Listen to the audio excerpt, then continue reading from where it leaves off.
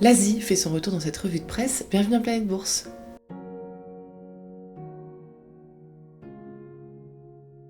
On commence par un mot de Saudi Aramco. Avec la hausse des prix du pétrole d'un côté et la chute des valeurs techno de l'autre, la compagnie pétrolière saoudienne a dépassé Apple en termes de valorisation avec 2425 milliards de dollars au moment de la rédaction de ce texte contre 2371 milliards pour la marque à la pomme. Au Royaume-Uni, la consolidation des télécoms se poursuit. Le groupe Vodafone, sous pression d'un activiste, est en pourparlers pour combiner ses activités britanniques avec son rival national 3UK, détenu par le hongkongais CK Hutchison. Et pour rappel, Vodafone a perdu 44% de sa valeur au cours des 5 dernières années. L'assureur allemand Allianz a ajouté 1,9 milliard d'euros aux provisions qu'il avait mises de côté pour régler le scandale relatif à ses fonds Structured Alpha aux États-Unis, ce qui porte à 5,6 milliards d'euros le montant total destiné à couvrir les amendes et les autres coûts. Après avoir interrompu les livraisons et les nouvelles activités en Russie, Siemens annonce finalement mettre fin à toutes ses opérations industrielles dans le pays. Le groupe allemand prévoit d'encaisser une dépréciation de 600 millions d'euros au deuxième trimestre. Et l'embouteilleur coté à Londres Coca-Cola HBC, qui comptait la Russie comme l'un de ses plus grands marchés, annonce réduire ses activités dans le pays en se concentrant sur les marques locales.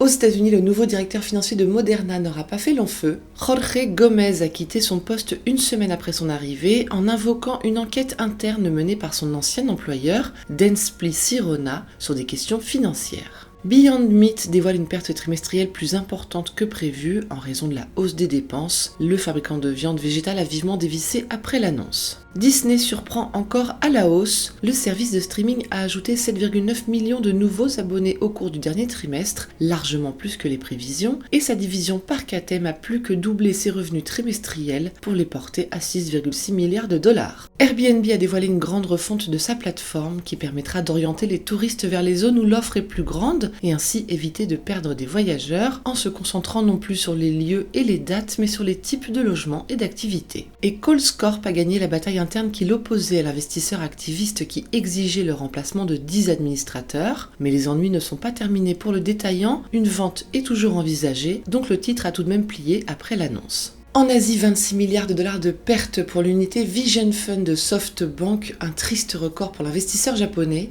Et ce sont bien sûr les valeurs technologiques Coupang, Didi et Grab notamment qui ont plombé les performances. A l'inverse, le groupe taïwanais Foxconn a enregistré un bénéfice net trimestriel en hausse de 5% à 29,45 milliards de dollars et le plus élevé depuis 8 ans, et ce, en dépit des blocages en Chine. Qui pour racheter Toshiba, l'investisseur KKR a approché son confrère Blackstone pour préparer une offre conjointe sur le conglomérat japonais et ainsi confronter l'offre de Bain Capital. Et enfin, Subaru va investir 1,9 milliard de dollars pour construire la première usine de véhicules électriques au Japon avec une mise en service prévue après 2027. Voilà ce qu'il fallait lire aujourd'hui sur les unes du Monde. Très belle journée à tous, à demain.